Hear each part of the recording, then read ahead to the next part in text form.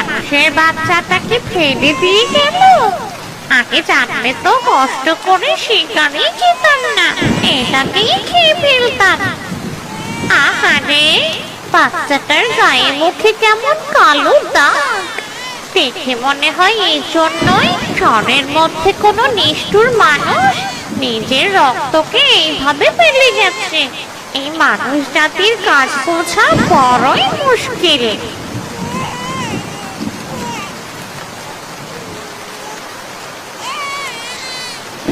আরে, এই যে কালি, কেউ ইচ্ছে করে কালি লাগিয়েছে শিশুটিকে কুৎসিত বানাতে।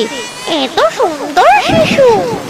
আহারে সোনা, না জানি তোকে এইভাবে কে ফেলে গেল।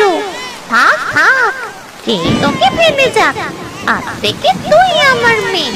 তুই আমার মেয়ে রূপা, আমার রাজকন্যা। হাতে একটা মনে হচ্ছে ওর জন্মচিহ্ন। চাঁদেরও তো কলঙ্ক থাকে। থাক, ব্যাপার না। তোর সারা শরীরেও যদি দাগ থাকে, আমি নিজের মেয়ে ভাববো তোকে। শাকচুন্নি হলেও আমি একজন নারী, আর নারী মানে মায়ের জাত। আমি তোর মা হব।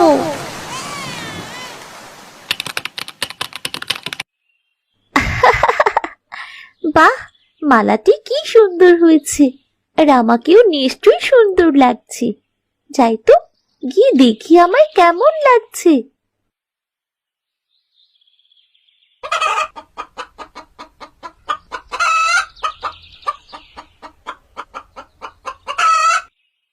আরে মা, এ কি করছো? ধর, মুরগিটা পালিয়ে গেল। কি সুন্দর নাদুস নুদুস ছিল। রক্ত মাংস খেতে কি যে ভালো লাগতো। মা, আমি তো কাঁচা মাছ মাংস খেতে পারি না মা, বমি আসে। তুমি তো জানোই আমরা মুরগি রান্না করে খাবো। কেমন? তোর সাথে থেকে থেকে মুরগি রেঁধে খাওয়ার অভ্যাসটাও হয়ে গেল। আর কি কি বাকি আছে কে জানে। ভালোই তো, আমরা দুজন একরকমই খাবার খাবো। হ্যাঁ, তাই তো খাচ্ছি।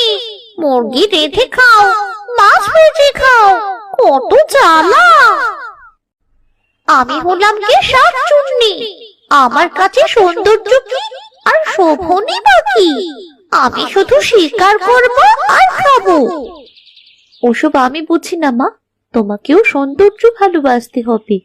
দেখো, আজ কত সুন্দর ফুল ফুটেছে। তুমি আমার মা। পৃথিবী